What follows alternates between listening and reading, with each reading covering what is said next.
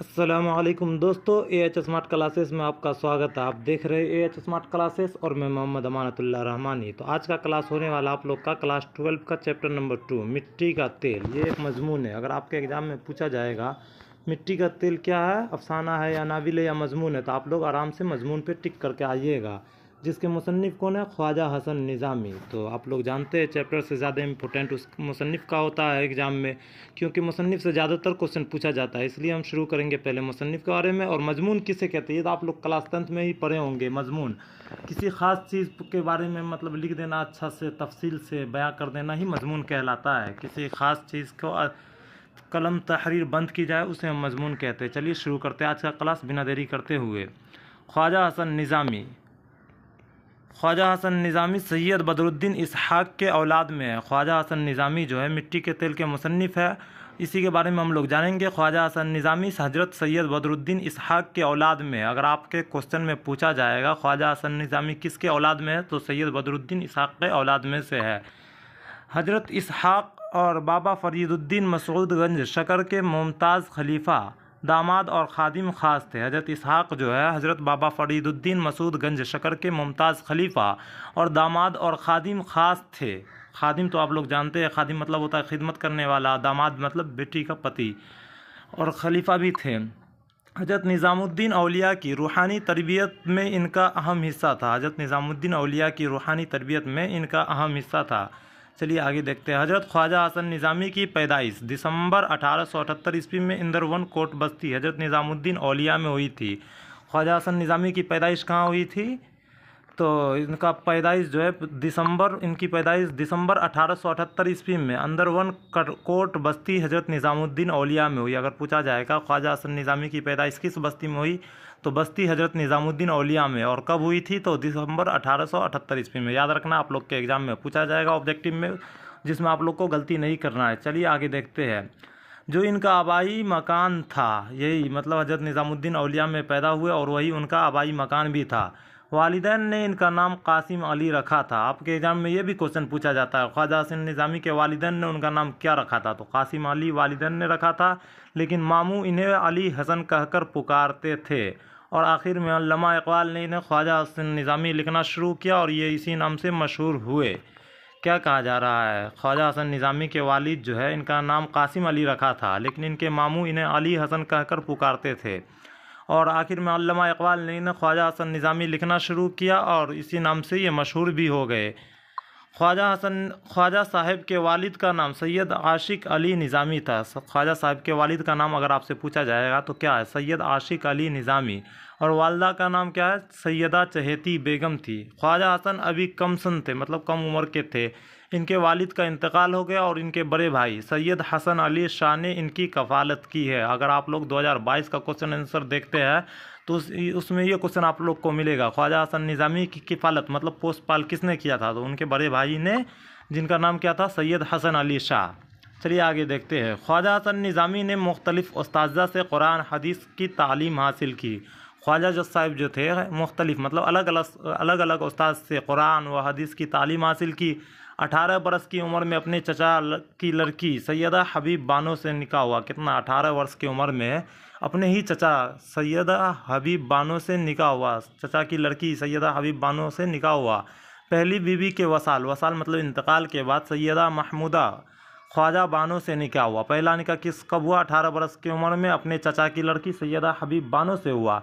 और जब इसका इंतकाल हो जाता है तो पहली बीबी के वसाल के बाद मतलब उनके इंतकाल के बाद सैयदा महमूदा ख्वाजा बानो से निकाह करते हैं। ख्वाजा साहब की इब्तिदाई ज़िंदगी मतलब शुरुआती ज़िंदगी बड़ी परेशानियों में बसर हुई। इन्होंने हल्का नज़मुल मशाइख और रिसाला निज़ामुल मशाइख की बुनियाद डाली और अपने अहबाब के साथ मिलकर दरगाहों और खानकाहों की इस्लाह का बेड़ा उठाया था। और अपने अहबाब मतलब अपने दोस्त अहबाब के साथ मिलकर दरगाह और खानका का इस्लाह मतलब उसको सुधारने का भी बेड़ा उठाया था। इस सिलसिले में इन्होंने बहुत तकलीफ़ें उठाई और मुखालिफत बर्दाश्त की। इन्होंने मुख्तलिफ़ हिंदू तीर्थ स्थानों की भी यात्रा की और हिंदू साधुओं से फ़िलसफ़ा विदानत सीखा। क्या कहा जा रहा है? इन्होंने बहुत तकलीफ़ें उठाए और मुखालिफत बर्दाश्त की। इन्होंने मुख्तलिफ हिंदू तीर्थ स्थानों की यात्रा भी की और हिंदू साधुओं से फिलसफाई विदानत सीखा, मतलब वेद सीखा। आप लोग अगर हिस्ट्री पढ़िएगा तो उसमें आप लोग को पढ़ने को मिलेगा ऋग्वेद, सामवेद, अजुर्वेद, अथर्ववेद, 4 वेद है। वही हिंद साधुओं से ये चारों वेद सीखा। ख्वाजा साहब जो है, आगे देखते हैं, ख्वाजा हसन निज़ामी ने 200 से ज़्यादा किताबें लिखे। कितना किताबें लिखे ख्वाजा साहब? 200 से ज़्यादा किताबें लिखे। हर जगह ज़बान नहायत सादा इस्तेमाल की, मतलब 200 से ज़्यादा किताबें लिखी और हर जगह सादा ज़बान का ही इस्तेमाल किए। सहाफ़ी की हैसियत से भी इन्होंने बड़ा नाम पैदा किया।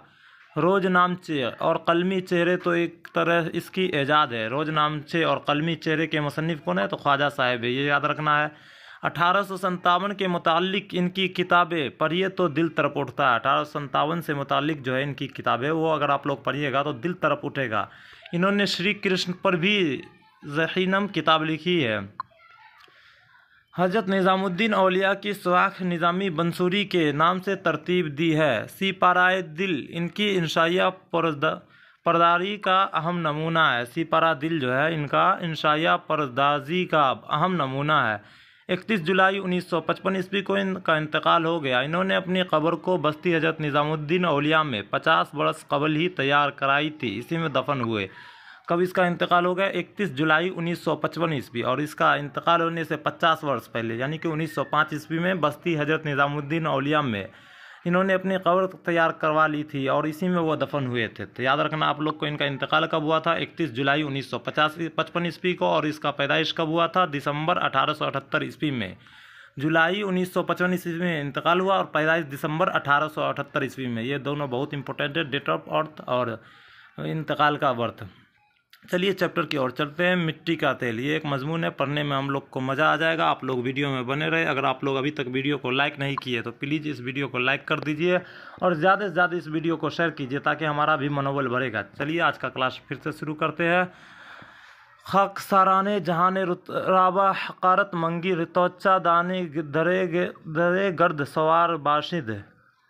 अल्लाह मियाँ ने इस दुनिया में कोई चीज़ ऐसी नहीं पैदा की जो बेकार हो या हकीर व जलील समझी जाए। क्या कहा जा रहा? अल्लाह मियाँ ने इस दुनिया में ऐसी कोई चीज़ नहीं पैदा की जो बेकार हो और हकीर व जलील समझी जा सके। 4 आंसर: आग, हवा, पानी, खाक। 4 आंसर जो है कौन कौन है? आग, हवा, पानी, खाक। सबसे ज़्यादा बेहकीकत खाक है।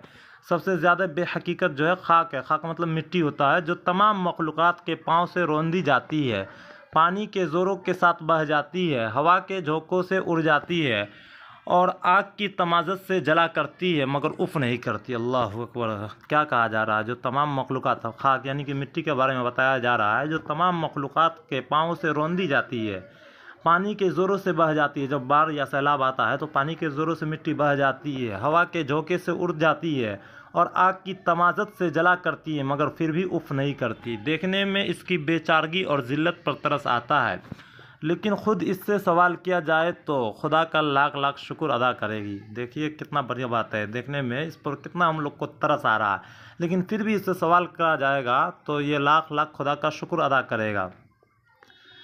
मेरी शान सबसे बड़ी और निराली बनाई। फिर भी मिट्टी कहेगा मेरी शान सबसे बड़ी और निराली बनाई है। हर चीज़ का खमीर मेरे वजूद से तैयार किया गया। हर चीज़ का खमीर जो है मेरे वजूद से तैयार किया गया। ख़ास कर इंसान भी मिट्टी से बनाया गया है, जो अशरफुल मखलूक़ात है, यानी कि पूरे मखलूक़ात में अशरफ कौन है? इंसान है, जिसको मिट्टी से बनाया गया हो। तो फिर भी मिट्टी अल्लाह ताला का तारीफ़ शुक्र अदा कर रहा है। मुझसे पैदा होता है और मुझ में ही फना हो जाता है। इंसान जो है मिट्टी से बनाया गया है और आखिरकार मिट्टी में ही दफना दिया जाता है।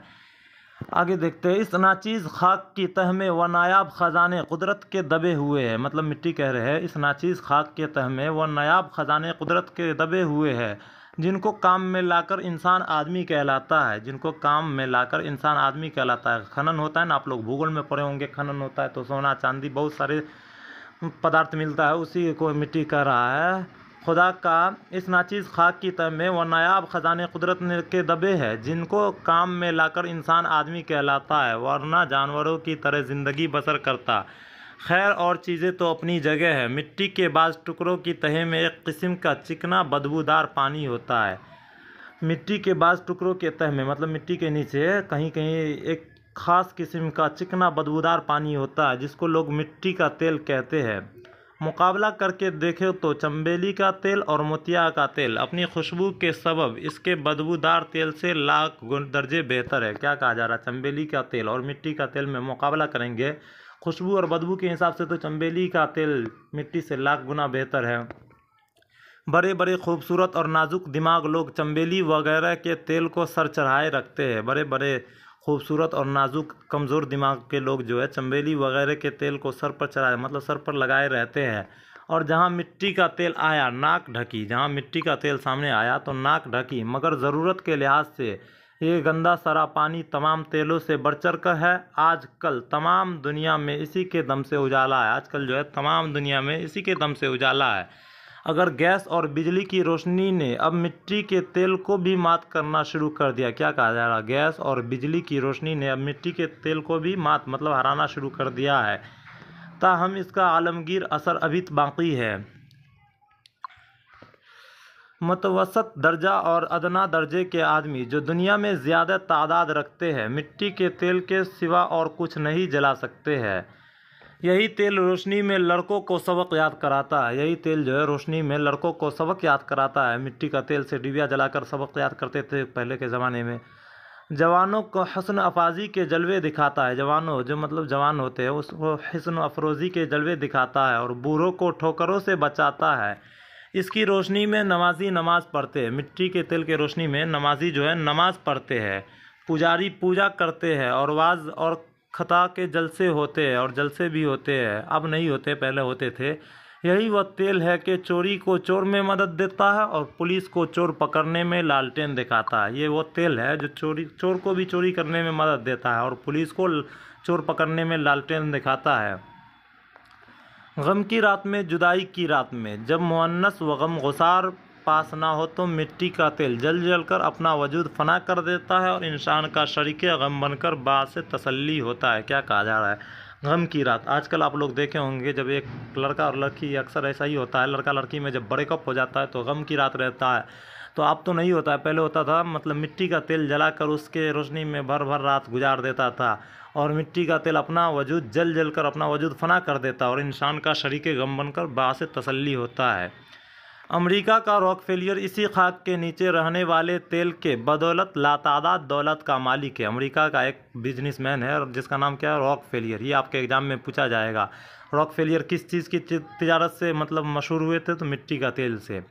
और रॉकफेलियर कहाँ का था, तो अमेरिका का था। याद रखना, आप लोग के ऑब्जेक्टिव में इस तरह से पूछा जाता है। चलिए आगे देखते हैं। अमेरिका का रॉकफेलियर इसी खाक के नीचे रहने वाले तेल के बदौलत लातादाद मतलब बहुत ज़्यादा दौलत का मालिक है। यही तेल दूसरे मुल्क के हाथ में रहने के बायस हिंदुस्तान की दौलत गैरों को बांट रहा है। यही तेल जो है, यही तेल दूसरे मुल्क के हाथ में रहने मतलब अमेरिका का बिजनेसमैन के हाथ में रहने के बायस हिंदुस्तान की दौलत गैरों में बांट रहा है। यही तेल दुनिया की तमाम गलों में काम आता है। यही वो चीज़ है जिसके बल पर दुनिया की मशहूर सवारी मोटर कार ज़मीन पर दौड़ती फिरती है। ये वो तेल है, ये वो चीज़ है जिसके बल पर दुनिया की मशहूर सवारी गाड़ी मोटर कार ज़मीन पर दौड़ती फिरती है। पेट्रोल डीजल जो है मिट्टी का तेल से ही बनाया जाता है।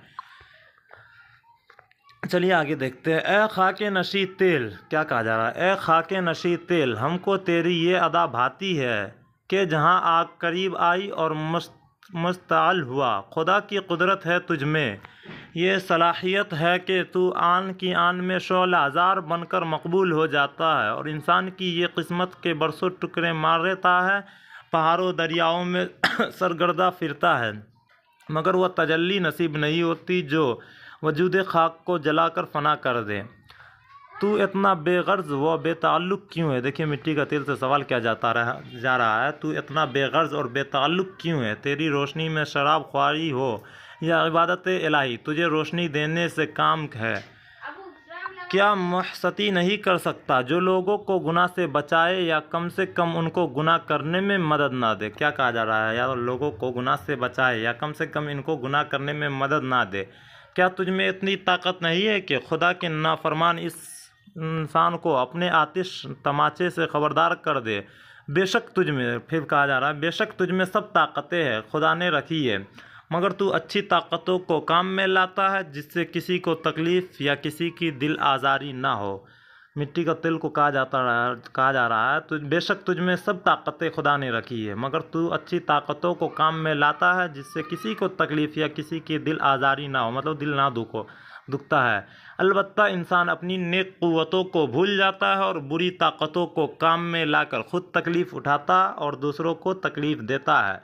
अगर वह तेरी सुलह कुल पॉलिसी पर अमल करे, मिट्टी का तेल को कहा जा रहा है, इंसान अगर तेरी इस सुलह कुल पॉलिसी पर अमल करे तो दुनिया में ऐसा ही अमन कायम हो जाए जिस तरह लैंप की रोशनी में सब लोग खुशी व खर्री से ज़िंदगी बसर करते हैं। चलिए आज का क्लास यहीं पर ख़त्म करते हैं। लफ्ज़ माने आप लोग खुद से पढ़ लीजिएगा, ये हम थोड़ा देर रोक देते हैं, आप लोग आराम से पढ़ लीजिएगा वीडियो रोक कर। ये लफ्ज़ और माने भी बहुत इंपॉर्टेंट है। चलिए आज का क्लास यहीं पर ख़त्म करते हैं। अगर आप लोग हमारे चैनल पे पहली बार आए तो चैनल को सब्सक्राइब कर लीजिए और वीडियो को लाइक कर दीजिए। अगला वीडियो हम लोग लाएंगे आप लोग के लिए ऑब्जेक्टिव का, चैप्टर 2 का ऑब्जेक्टिव क्वेश्चन। मिलते हैं अगले वीडियो में। अस्सलाम वालेकुम।